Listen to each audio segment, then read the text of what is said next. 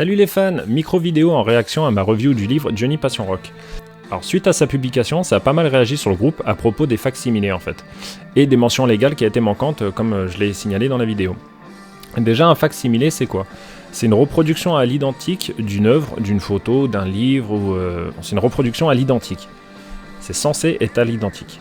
Alors, il s'avère qu'un des participants à l'élaboration du livre est membre de mon groupe Johnny Hallyday Collection, et il a pu nous éclairer sur 2-3 choses au sujet des mentions légales de reproduction. Alors, ses propos, je dis bien selon ses propos, pourquoi la mention reproduction n'y est pas? Car LMLR voulait l'identique à l'original, les billets et divers objets sont identiques, mais l'affiche Vogue est d'un format différent à l'original, voilà l'explication. Donc cette personne est bien créditée dans le livre, ça c'est la réponse qu'il nous a donnée. Je pense que c'est bien lui et qu'il n'y a pas de problème d'usurpation d'identité. Enfin bref. Alors on va analyser ces fameux objets. Grâce à notre ami Fabien qui possède quelques-uns de ces objets, nous avons pu comparer cela. On a fait des scans des pièces en question et on a aussi fait des mesures.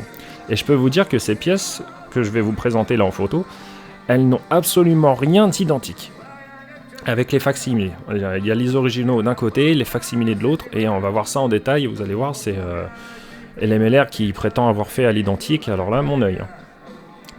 Première photo. Là, vous avez le pass invité Olympia 2000. Alors, à gauche, on a le vrai, celui de Fabien. Et à droite, on a le facsimilé du livre Passion Rock. Il n'y a pas besoin de vous donner les mesures. Vous voyez bien que, côte à côte, ils n'ont absolument pas la même taille. On passe tout de suite à un autre facsimilé. C'est le pass de 92. À gauche, vous avez le vrai, celui de Fabien. À droite, vous avez le facsimilé de Johnny Passion Rock. Là, encore une fois, pas besoin de donner les mesures. Vous voyez bien que ça ne correspond pas du tout.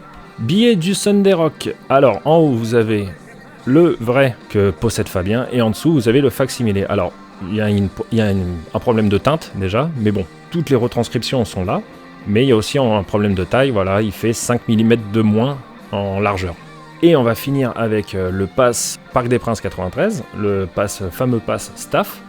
Alors là, sur la photo, vous voyez, à gauche, vous avez le facsimilé, et à droite, le pass de Fabien. Alors vous voyez bien que déjà il y a un contour blanc sur le vrai pass et le trou pour accrocher en fait le tour de cou n'est pas du tout le même. Et la dimension n'est pas la même non plus parce que en fin de compte le facsimilé est plus large que l'original. Donc voilà déjà pour ce qui est de soi-disant les reproductions à l'original identiques et compagnie, c'est faux. Voilà. Mais c'est pas ça qui me dérange. Le problème que ça soit pas exactement la même taille, c'est pas du tout ça. Ça me dérange absolument pas. Le problème, c'est les mentions légales manquantes. Parce que grâce à Google, on fait des petites recherches comme ça, et j'ai été sur le site de la BNF, de la Bibliothèque nationale de France.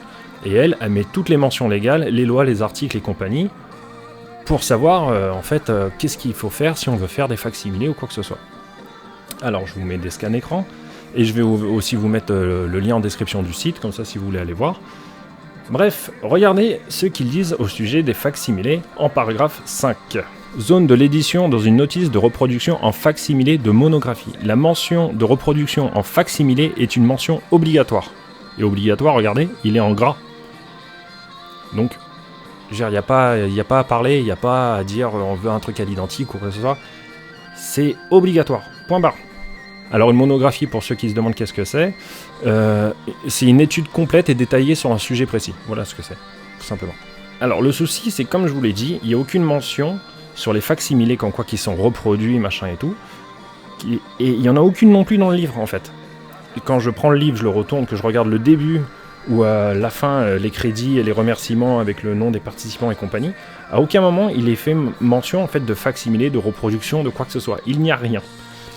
Il y a même à la pub à l'arrière, en fait, quand on prend le feuillet qui était au dos du coffret, il y a marqué de nombreux facsimilés exclusifs, pas de détails, et en dessous il y a marqué mémorabilia exclusif spécial fans et collectionneurs. Et là ils donnent la liste des produits qui sont refaits, mais ils disent pas facsimilé, ils marquent mémorabilia. Et mémorabilia c'est un souvenir en fait, tout simplement. Donc il n'y a aucune mention légale à propos des facsimilés. Et là il y en a certains qui se disent mais putain on parlait un peu vulgairement, ils m'ont dit « mais tu casses les couilles avec tes mentions légales et machin et tout, quel est l'intérêt, on voit pas le truc, machin ».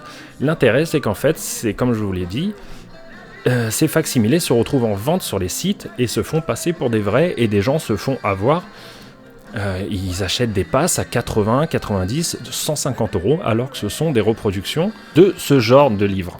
Voilà le problème. Voilà le problème. Et c'est pas normal de voir ça.